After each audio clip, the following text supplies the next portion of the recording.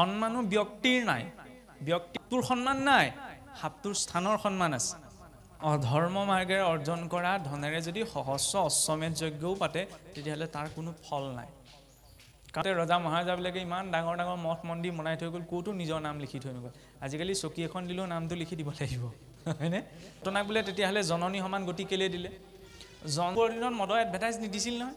হয়নে? কিন্তু এইবিলাকৰ অভাৱ নাই, অভাৱ যদি হৈছে সংস্কাৰৰ। আহিছে কি কৰ্মযোগৰ কথা, হয়নে? প্ৰথমতে জ্ঞান হ'ল যে মই ঈশ্বৰৰ অংশ, আৰু ঈশ্বৰৰ অংশ বুলি জনালৈকে তেওঁ বেয়া কৰ্ম নকৰে, কাৰোবাক কপটতা নিষ্ঠুৰতা জড়িত এই কৰ্মসকলৰবিলাকৰ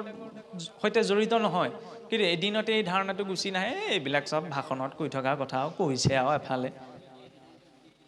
আদৌ শ্ৰদ্ধা ততো সাধু সংগূঢ় ভজন ক্ৰিয়া ততো অনৰ্থ নিবৃত্তি ততো নিষ্ঠা ৰুচিস্তত ততো ভাৱত প্ৰেমাত ভিদঞ্চতি সাধকা নাময়ং প্ৰেমে প্ৰাদুৰ্ভাৱে ভৱেৎ ক্ৰমঃ। প্ৰথমতে শ্ৰদ্ধাটোতো লাগিব, শ্ৰদ্ধাযুক্ত হৈ সৎসংগলৈ যাব লাগিব। বিনা সৎসংগ অবিহনে জীৱই জ্ঞান থাকিও লাভ নাই। কিয় সৎসংগ অবিহনে জ্ঞান থাকি লাভ নাই? আজি ধৰি লৈছোঁ যেনিবা কোনোবা এজন ব্যক্তিৰ ঢেৰ জ্ঞান আছে, তেওঁ যদি হয় তিনিআলিৰ মূৰত যদি মদ খোৱা 2-3জনৰ সৈতে ৰৈ থাকে, কথা পাতি থাকে, বা ধৰি লওক মদ বিকাশ স্থান এখনত যদি ৰৈ থাকে, দেখাজনে কি বুলি ভাবিব? তেওঁ জ্ঞান বিলাবলৈ গৈছে বুলি ভাবিব নে ইবিল ল'বলৈ গৈছে বুলি ভাবিব? কি বুলি ভাবিব বাৰু কওকচোন আপোনালোকে? খাবলৈ গৈছে বুলি ভাবিব। তাৰ বিপৰীতে কোনোবাই ধৰ্মজ্ঞান একোৱেই নাজানে, হ'লেও বোলে নামঘৰত বহি আছে, কাৰোবাৰ সাহস আছেনে তেওঁক অভকত বুলি ক'ব পৰা, অজ্ঞানী বুলি ক'ব পৰা? ক'বনে কোনোবাই? কাৰো সাহস নাই। তেতিয়াহ'লে ব্যক্তিৰ স্থিতিটো ক'ৰ পৰা নিৰ্ণয় হয়? ভিতৰত তেওঁ কিমান জ্ঞান আছে তাৰ পৰা নহয়, তেওঁ কেনেকুৱা পৰিৱেশত আছে সেইটোৰ পৰা। সন্মানো ব্যক্তিৰ নাই, ব্যক্তিৰ আসন বা স্থিতিটোৰহে আছে। কেনেকৈ এই কথাষাৰ কোৱা হৈছে? সাপ এটা যদি আপোনাৰ মোৰ ঘৰত সোমায়, আপুনি মই সেৱা কৰিম নে ফেনাইল ছটিয়াম? সাপ এটা যদি আপোনাৰ মোৰ ঘৰত সোমায়, তেতিয়াহ'লে আপুনি মই ফেনাইল ছটিয়াম, খেদিবলৈ বিচাৰিম, মাৰিবলৈ বিচাৰিম নে সেৱা কৰিম? কি কৰিম বাৰু? ফেনাইল ছটিয়াম। সেই একেটা সাপে যদি কেনেবাকৈ মন্দিৰ বা নামঘৰৰ ভিতৰত আসনত নোৰ খাই থাকিবলৈ হয়, তেতিয়াহ'লে কি কৰিব? কি কৰিব? সাপটোতো একেটাই। জন্তু বুলি ক'লে মই খঙত মোক জন্তু বুলি ক'বলৈ আহিছে, মই খেদা মাৰি যাম। মোক ভাষণত দিওঁতে সিংহ পুৰুষ বুলি কওকচোন, তেতিয়া বুকু ফিন্দাই দিম। আল্টিমেটলি কি ক'লে? জন্তু বুলিওতো কৈছে। সন্মান কাৰ আছে তেতিয়াহ'লে? ব্যক্তিজনৰ সন্মান কৰা হোৱা নাই, স্থানটোৰ। সাপটোৰ সন্মান নাই, সাপটোৰ স্থানৰ সন্মান আছে। আপোনাৰ ঘৰত প্ৰৱেশ কৰাৰ কাৰণে আপুনি মই ঘৰৰ পৰা খেদাবলৈ বিচাৰিলোঁ, কিন্তু আসনত বা মণিকূটত সোমোৱাৰ লগে লগে সাক্ষাৎ ঈশ্বৰ দেখিলোঁ, মানে ঈশ্বৰৰ স্থানত সোমালে, স্থানটোকৰহে সন্মান আছে, সেইকাৰণে তাৰ মূল্য বাঢ়িল। জন্তু বুলি ক'লে খং উঠিব, সিংহ পুৰুষ বুলি ক'লে একদম বহুত সাহসী ব্যক্তি আৰু, হয়নে? সেইকাৰণে সন্মান আপোনাৰ মোৰ নাই। কৰ্ম কৰিবলৈ যাতে যদি এইটো ধ্যান থাকে, মই কৰিছোঁ, মই ভাল কাম কৰিছোঁ, নিজৰ একোৱেই নাই। সন্মানটো ছালখনহে বচাই ৰাখিছে। অৰ্জুনক সেইকাৰণে কৈছে তুমি ছালখনলৈ নাচাবা, ভিতৰত কোন বহি আছে সেইটো চোৱা, নহয় জানো? ছালখন আছে কাৰণে মই আপোনাৰ ওচৰলৈ আহিছোঁ, আপুনি মোৰ ওচৰলৈ যাব। ছালখনহে, এইখন এৰুৱাই দিলে কোন কাৰ ওচৰলৈ যাব? ঘাঁহ অকণমান লাগিলে যেতিয়া ছালখন এৰ খাই যায়, ঘাঁহডোখৰ দেখি ঘিণ লাগে নে নালাগে? নিজৰে হওক লাগিলে। এই ছালখনৰ ভিতৰত কি আছে? সেই সোপাইটো আছে। গতিকে ছালখনৰ নিমিত্তে সকলো নহয়, ঈশ্বৰৰ নিমিত্তেহে। কৰ্ম বুলি কৰিবলৈ যাওঁতে সেইবাবে কোৱা হৈছে যে কৰ্মৰ একেবাৰে স্পষ্ট ধাৰণা যে বেদে যাক বিহি আছে তাকে বোলে কৰ্ম, বেদে যিটো নিষেধিছে সেইটো অকৰ্ম। বিহিত নাচৰি হুৱে বিকৰ্ম পাতে ক, বিকৰ্ম অকৰ্ম কৰ্ম জানিবা নিশ্চয়। বোলে বেদে যাক বিহি আছে, কাৰণ কৰ্মৰ ফলভিত্তিকভাৱে 3টি পৰ্যায় আছে: সঞ্চিত বা প্ৰাৰব্ধ, অনাৰব্ধ, সঞ্চিত, প্ৰাৰব্ধ আৰু অনাৰব্ধ। আৰু আচৰণৰ ভিত্তিক 3টি পৰ্যায় আছে: কৰ্ম, অকৰ্ম, বিকৰ্ম। সঞ্চিত কৰ্ম, পূৰ্বজনমতে আমি কাম কৰিছিলোঁ বেলেগ শৰীৰত থাকোঁতে, সেই কৰ্মৰ যিটো ফল ভুগিবলৈ থাকি গ'ল সেইটোক কোৱা হয় সঞ্চিত কৰ্ম। প্ৰাৰব্ধ, পূৰ্বতে আমি যি কাম কৰিলোঁ সেই কৰ্মৰ সম্পূৰ্ণ ফলভোগ সেইটো জীৱনতে নহ'ল, এইটো জীৱনৰ সৈতেও সম্পৰ্ক আছে, সেইটোক কোৱা হয় সঞ্চিত ক্ষমা কৰিব প্ৰাৰব্ধ কৰ্ম আৰু যিটো কৰ্ম কৰাৰ পাছত সম্পূৰ্ণ ফল আমি ফলটো নুভুগিলোঁ কৰ্মটো কৰিলোঁ কিন্তু ফলটো নুভুগিলোঁ সেইটো সঞ্চিত আৰু যিটো কৰ্ম কৰাৰ পিছত সম্পূৰ্ণ ফলটো তেতিয়া নুভুগিলোঁ এতিয়ালৈ অলপ বাকী আছে সেইটো কোৱা হৈছে প্ৰাৰব্ধ বুলি আৰু সেই প্ৰাৰব্ধ আধাৰতে আপুনি মই এইটো জনমত সম্পৰ্কবিলাক পাওঁ কেনেকৈ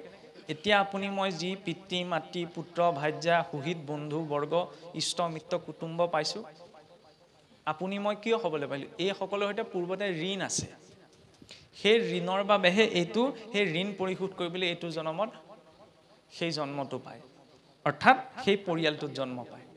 বৰ্তমান সময়ত মোৰ যিটো পৰিয়ালৰ সৈতে বংশ পৰিয়ালৰ সৈতে সম্পৰ্ক আছে সেইটো পূৰ্বৰ ঋণৰ ফল সেইটো প্ৰাৰব্ধৰ ফল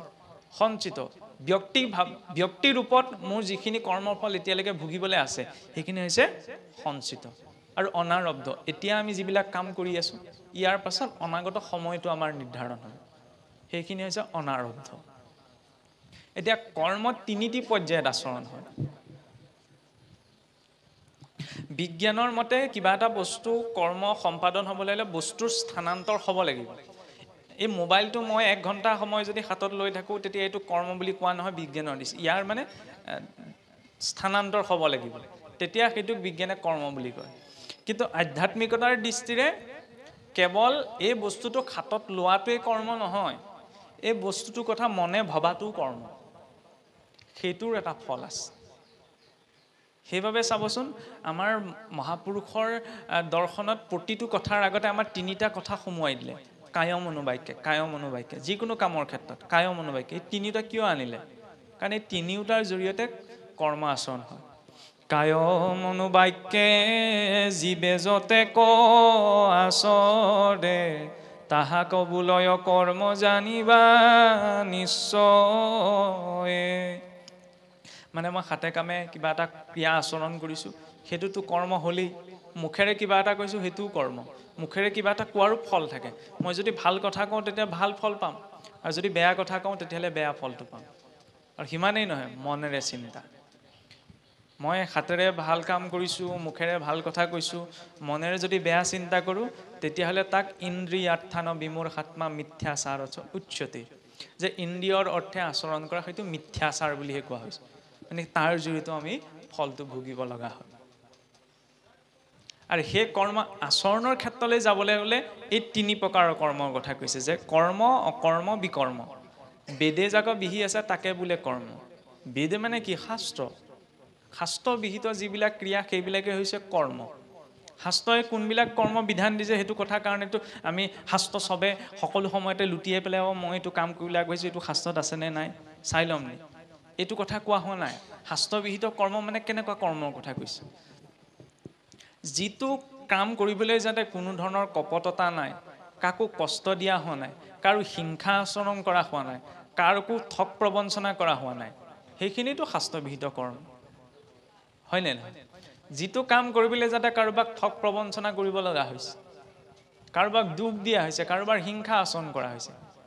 সেইটোতো শাস্ত্ৰবিহিত কৰ্ম হ'ব নোৱাৰে গতিকে এইটো সাধাৰণভাৱে কিছুমান কথা আমি ভাবিব লাগে বেদে যাক বিহি আছে তাকে বোলে কৰ্ম বুলি কওঁতে সহজভাৱে আমি কি বুজিম যিটো কৰিবলৈ যাতে কাকো কষ্ট লাগিলে যিয়েই নহওক এইটো নহয় বোলে ধৰ্মৰ কাৰণে কিছুমানক কেতিয়াবা আমি প্ৰতাৰণা কৰিব লগা হয় সেইটো সম্ভৱেই নহয় কিছুসকলে কয় এনেকুৱা উদাহৰণ আছে মিছা কথা কৈ আপোনাৰ কি কয় বহুত ডাঙৰ অনুষ্ঠান পাতে কৈছোঁ আৰু বহুত ডাঙৰ অনুষ্ঠান পাতে আনক মিছা কথা কৈ পেলাই টকা পইচা আনে বোলে ধৰ্মৰ কাৰণেহে কৈছে একো নাই এইটো ডাঙৰ ভুল কাম কাৰণ অধৰ্ম মাৰ্গেৰে অৰ্জন কৰা ধনেৰে যদি সহস্ৰ অশ্বমেধ যজ্ঞও পাতে তেতিয়াহ'লে তাৰ কোনো ফল নাই কাৰণ আমি ধনক হাতৰ পৰা ধৰি লওক এটকা এটা পৰিলে আমি কি বুলি কওঁ হাতৰ পৰা তুলোতে মাতিবা কৃষ্ণ বুলি কওঁ নে নকওঁ কেলে কওঁ বাৰু এইটোতো আমাক ধৰি লওক স্বভাৱগতভাৱে আমাৰ মুখৰ পৰা ওলাই যায় কোনেওতো নিশিকায় পইচাটো পৰিলে কৃষ্ণ বুলি তুলিব কিয় ওলায় তাতকৈ কাগজখন পৰিলে মই কৃষ্ণ বুলি তোলোঁ নি নুতুলোঁ নহয় কাপোৰখন পৰিলে কৃষ্ণ বুলি তোলোঁ নি নুতুলোঁ নহয় কিয় পইচাটো পৰিলে কৃষ্ণ বুলি তোলোঁ পইচা বা ধন নহয় জানো ধনৰ অধিষ্ঠাত্ৰী বুলি কাক জানো আমি লক্ষ্মী কোননো নাৰায়ণৰ পত্নী নহয় জানো জগতৰ ঈশ্বৰৰ পত্নী নহয় জানো জগতৰ ঈশ্বৰৰ পত্নী মানে তেওঁ যদি জগত পিতৃ লক্ষ্মী জগত মাতৃ হয়নে নহয় মাতৃৰ ভাৱ জড়িত হৈ আছে আমি ধনক কেৱল বিষয়ভোগৰ এটা বস্তু বুলি জ্ঞান নকৰোঁ আৰু যদি মাতৃ বুলি জ্ঞান কৰোঁ সেইকাৰণে চাবচোন গুৱা পাণটো আগবঢ়ালেও তাত এটকা এটাও দিয়ে নে নিদিয়ে কিছুসকলেতো আমি ক'ব পাৰোঁ নে ধৰ্মকবিলাকক পইচাটো কি টকা হৈছে নহয় এটকা এটা হ'লেও তাত দিয়া হয় প্ৰতিটো কৰ্মতে কিয় দিয়া হয় মাতৃৰ আশীষৰ তাত প্ৰয়োজনীয়তা আছে নহয় জানো তাত লক্ষ্মীৰ উপাসনাৰ কথা কোৱা নাই পৃথক ৰূপত যি পুত্ৰই সেই মাতৃক অপমান কৰিব সেই স্থানত জানো তেওঁ কিবা কল্যাণ হোৱা সম্ভৱ হ'ব নহ'ব সেইকাৰণে পৰীক্ষিতে কলিক থাকিবলৈ ক'ত দিছিল পোনপ্ৰথমে যোৱা পাশাত কি কৰা হয় মাতৃকে উৰুৱাই দিয়া হয় তাতকৈ অধম পুত্ৰ কোন আছে হয়নে নহয় মানে সেই ধনৰ প্ৰতিও যেতিয়া এইটো ভাৱ থাকিব মাতৃবৎ জ্ঞানটো থাকিব কাৰণ কাৰ অংশ কাৰ স্বৰূপ হয় তেতিয়াহ'লে সেই ধনক অৰ্জন কৰিবলৈ যাওঁতে যদি মই কিবা অসৎ মাৰ্গেৰে অৰ্জন কৰোঁ তেতিয়াহ'লে তাৰ মই ভাল ফল কিবা আশা কৰিব পাৰোঁনে সেইকাৰণে কোৱা হৈছে অধৰ্মৰে অৰ্জন কৰা মই বহু পইচাও যদি ধৰ্ম মাৰ্গত লগাই দিওঁ এইটো নহয় বোলে 100 টকা মই কাৰোবাক ঠগি ঘটিলোঁ তাই বোলে 50 টকা মই লাভ কৰিম 50 টকাই নামঘৰ নামত দান দি দিম হৈ যাব মোৰ একদম কৰ্ম বেলেঞ্চ হৈ যাব এইটো ভুল ধাৰণা হয়নে চাবলৈ গ'লে কলিতটো এতিয়া দ্বাদশতটো ইমানলৈকে লিখা হৈছে যে দান পুণ্য কৰিলে মুহুৰ হৈব খ্যাতি হেন দম্ভভাৱে ধৰ্ম আচৰিবে আতি কেতিয়াবা দেখাও যায় যে মই কৰিছোঁ বুলি মানে ধৰি লওক এই গামোচা পিন্ধিবলৈহে কিছুমান কাম কৰা নিচিনা হয় হয়নে আগতে ৰজা মহাৰাজাবিলাকে ইমান ডাঙৰ ডাঙৰ মঠ মন্দিৰ বনাই থৈ গ'ল ক'তো নিজৰ নাম লিখি থৈ নগ'ল আজিকালি চকী এখন দিলেও নামটো লিখি দিব লাগিব হয়নে কিবা এটা সামাজিক ৰূপত কৰিলে নিস্বাৰ্থ ভাৱটো লাগে সেইটো লাগিলে ময়ে কৰিছোঁ বা আপুনিয়ে কৰিছোঁ জৰুৰী নহয় যে সমাজে জানক ঈশ্বৰে জনাটো প্ৰয়োজন তেওঁ চিলেকশ্যনত আহিলে চবৰে চিলেকশ্যনত গুচি আহিম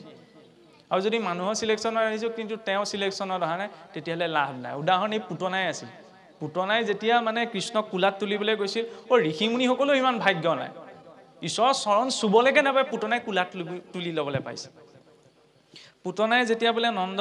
কথা প্ৰসংগত আহিছে আৰু সেইকাৰণে ক'বলগীয়া হৈছে যেতিয়া পুতনা বোলে ভগৱান কৃষ্ণৰ কোলাত তুলিবলৈ ব্ৰজধামত প্ৰৱেশ কৰা প্ৰতিটো খোজতে পুতনাৰ সহস্ৰ কল্পত এজন ব্ৰহ্মাই অৰ্জন কৰা পুণ্য উদয় হৈ গৈ আছিল প্ৰতিটো খোজত জগতৰ ঈশ্বৰৰ ওচৰলৈ গৈছে কিন্তু যেতিয়া ভগৱান কৃষ্ণৰ ওচৰ পালে ভগৱান কৃষ্ণই বোলে চকু দুটা যেতিয়া তেওঁ ঢাকি দিলে পুতনাক দেখি তেতিয়া বোলে পুতনাৰ নিমেষতে সেই সহস্ৰ কল্প নষ্ট হৈছিল এইবিলাক বোলে কোৱা কথা পুতনাক বোলে তেতিয়াহ'লে জননী সমান গতি কেলে দিলে জননী সমান গতি দিয়াটো প্ৰয়োজন নহয় সেই স্নেহটো পুতনাই অনুভৱ কৰিব পাৰিলে নে নাই পৰা সেইটো ডাঙৰ কথা হয়নে নহয় যেনেকৈ মাক দেউতাকৰ যেনিবা দুটি সন্তান আছে এটি সন্তানে কথা ক'লে শুনে এইটোৱে নুশুনে মৰম দুইটাকে কৰে কিন্তু যিটো ল'ৰাই কথা ক'লে নুশুনে সেই ল'ৰাটোৱে পিতৃ মাতৃৰ সেই স্নেহটো অনুভৱ কৰিব নোৱাৰে জীৱনত হয়নে কিন্তু পাওঁতে সিও সম্পত্তিৰ ভাগ পায় গতিকে সম্পত্তিৰ ভাগ পোৱাতে জৰুৰী নহয় পুতনাই ভাগ পালে জননী সমান গতি পালে কিন্তু ঈশ্বৰৰ স্নেহটো পালে জানো নাপালে যিটো স্নেহ মাতৃ যশোদাই পালে ভগৱানে তেওঁ ভয়ংকৰ ৰূপটো দেখি চকু ঢাকি দিয়া নাছিল নহয় পুতনাই ৰূপটো সলাই গৈছিল আছিল ৰাক্ষসী হৈ গৈছিল এগৰাকী সুন্দৰী মহিলা ভদ্ৰ মহিলা গতিকে আমি ঈশ্বৰৰ সন্মুখলৈ আহিছোঁ ভিতৰত মোৰ যদি কিবা কপটতা বেয়া ভাৱ আছে ধুনীয়াকৈ ইয়ালৈ ভকত হৈ আহিছোঁ ঈশ্বৰে মোক চাবনে ভুলতো নাচায় সেইকাৰণে ঈশ্বৰৰ দৰ্শনত গুৰুত্ব এটা দিয়া হোৱা নাই ঈশ্বৰৰ দৰ্শনটো ঈশ্বৰে ইচ্ছা কৰিলেও আমি নোৱাৰোঁ অৰ্জুনক যেতিয়া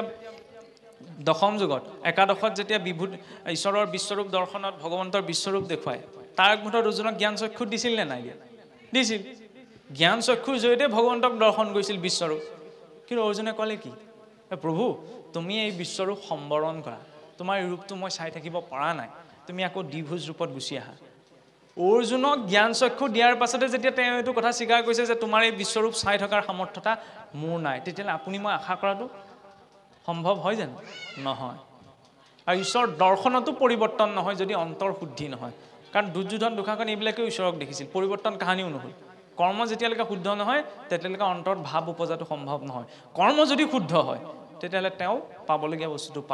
পাবলগীয়া পথ দৰ্শন নিজৰ জীৱনত প্ৰাপ্ত কৰিবই সেইকাৰণে সদায় প্ৰয়োজন শাস্ত্ৰ বিহিত কৰ্ম কৰাটো বোলে আজি কলিযুগত আৰু ইমানখন ধৰ্ম কৰ্ম কৰি থাকে কোনে কৰি থাকে কলিযুগত বোলে এইবিলাক অধৰ্ম হ'বই সঁচা কথা এইটো কলিযুগত অধৰ্মৰ প্ৰচাৰ বেছিয়েই কিন্তু সেইখিনি সময়ত আপুনি মই মূৰ্খ হ'ব নালাগে মূৰ্খ কোন হয় মই যেতিয়া মোৰ গাটোত জণ্ডিছ হোৱা লক্ষণবিলাক দেখা পাইছোঁ মই যেতিয়া মোৰ নিজৰ গাটোত জণ্ডিছ হোৱা লক্ষণবিলাক দেখা পাইছোঁ তেতিয়া মই এইটো ক'ম নি জণ্ডিছ হৈছে হ'বই আৰু এইটো বোলাটো মুখ্য হ'ব নে নহ'ব মই যদি দেখিছোঁ যে মোৰ জণ্ডিছ হৈছে তেতিয়া মই ডাক্তৰৰ ওচৰলৈ যাম যেতিয়া আপুনি মই দেখিছোঁ যে কলিযুগ অধৰ্ম হৈছে লক্ষণবিলাক দেখিছোঁ তেতিয়া চিকিৎসা কৰিব লাগে আকৌ চিকিৎসা কেনেকৈ কৰিম ধৰ্মক ধৰি কলি সকলো স্থানতে নাই নহয় কেইটামান স্থানত দিছিল সকলোৱেতো জানে যোৱা পাখা মদ্যপান নহয় জানো পৰস্তি সংগ যিয়ে অনাউদ্দেশ্য কৰি কৰা জীৱহিংসা নহয়নে সীমাটো সুবৰ্ণ এইকেইটা স্থানতে কলি থাকে অকণমান আঁতৰি থাকিলেই হ'ল কিন্তু সমস্যা গোটেই মানৱ জাতি এইকেইটা পাছতে লাগি আছে যোৱা পাখা নেখেলাকে আজিকালি বিয়াখনো নহয় তাচপাত কেইখিলা নোলালে মিটিং কুটুম নাহেই নহয় নহয় জানো ই পানীকণ নুগুটালে ডাঙৰ একো পতা সম্ভৱেই নহয় আৰু এনেকুৱা এটা শিক্ষিত যুগত আমি মই বাস কৰিছোঁ টাউনলৈ যাওঁ হোল্ডিংবিলাক কিহৰ দেখিব মদৰ বটলৰ দেখিব খোলাকৈ কৈছোঁ আৰু যোনে যি ভাগো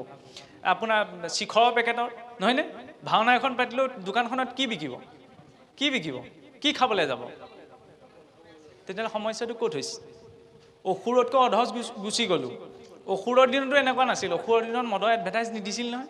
হয়নে কিন্তু চিন্তাধাৰাটো যদি এইটো হয় গাখীৰ বিক্ৰী কৰা এজনে খুজি ক'বগৈ লাগে গাখীৰ লাগিব নেকি ইবিধ বিক্ৰী কৰা এজনে জংঘলৰ ভিতৰত হ'লেও গুহা ভিতৰত হ'লেও বিচাৰি যাব সেইটো মানসিকতাও কি ক'ব এবাৰ বুজিছেনে নামঘৰী এজন গধূলি নামঘৰত চাকি জ্বলাই পেলাই উভতি গুচি আহিছিলে ইফালৰ পৰা এজনত দেখিলে গোটেই ৰাস্তাটো আৱৰি আহিছে আৰু এইবিলাক বুজাবলৈ কোৱা কথাহে শাস্ত্ৰত লিখা কথাটো নহয় কাৰণ কিছুমান কথা প্ৰসংগত ওলাই যায় মায়াবদ্ধ জীৱ প্ৰসংগ আহিবই আৰু উপায় নাই ইফালৰ পৰা আহিছে দেখিছে গোটেই ৰাস্তাটো জুৰিছেহে তেতিয়া নামঘৰীজনে কৈছে বোপায়ো তই যি খাইছ খা এৰিব নোৱাৰ অন্ততঃ অকণমান এই খোজকেইটা থৰ ধৰিব পৰাকৈ খাচোন তেতিয়া উঠিল খং সেইটো সময়ত আৰু খংটো অকণ বেছিকৈ থাকে নহয় এতিয়া শুনিব এই কথাষাৰ কৰিলোঁ নহয় ছ'চিয়েল মিডিয়াত প্ৰচাৰ হোৱালৈকে এজনে কমেণ্ট লিখিব আপুনি খাই চাইছে চাগে এতিয়া মানসিকতাটো তেনেকুৱা হ'লে উপায় নাই আৰু যেতিয়া সেই বুলি কোৱাৰ লগে লগে ইজনৰ খং উঠিলে খং উঠাৰ লগে লগে নামঘৰীয়াক ক'লে আপুনি ভাল বস্তু খাই ন আপোনাৰ কিটো হৈছে আপোনাৰ গাত কি বল হৈছে এই আমুকৰ ঘৰ খুটাটোকে লৰাই দেখুৱাওকচোন আপোনাৰ যদি ইমান ভাল বস্তু খাই বল হৈছে সেইটো কি কথা মই ভাল বস্তু খালে বুলি কি মই কাৰোবাৰ ঘৰ পকা খুটা লৰাই দিব পাৰিম নি এইটোতো আচল কথা আপুনি ভাল বস্তু খাই এই খুটাটো 1 ইঞ্চি লৰাব নোৱাৰে মই ওচৰলৈ যাবই লাগে ইয়াৰ পৰা লৈ আছে সেই চিন্তাটোত পৰিৱৰ্তন নহয় পৰীক্ষিতে বহুত ভাবি চিন্তি দিছিল কলিক থাকিবলৈ কলি বুলি বেলেগ বস্তু এটা নাই নহয় বেয়া গুণবিলাক নহয়নে যিটো কেঁচুৱাটো চুচৰি বাগৰি খোজকেইটা পোনাব বিচাৰিছে এইজন আকৌ ডাঙৰ হৈ পেলাই খোজ বেকা হয় কিবা এটা খাইছে কি চিন্তা মানে ধৰ্ম অধৰ্মৰ কথা দূৰে থাকক মানুহ হৈ থাকিবলৈ অন্ততঃ জীয়াই থাকিব লাগিব শিকিব লাগিব আমি নহয়নে সেইটো বাহিৰৰ পৰা আহি আমাক কোনোবাই নিশিকাহি অকণমান চিন্তা কৰিলে সেইটো পোৱা যায় তাৰ বাবে ঢেৰ শাস্ত্ৰ অধ্যয়নৰ প্ৰয়োজন নাই সীমাত হিন্দুস্তান পাকিস্তানৰ পৰা ককাই ভাইলৈকে সীমাটোক লাগি দন হয় লগত একোৱে লৈ যাব নোৱাৰে কম ডাঙৰ কথা নে বাৰু একে আগতে অসুৰেও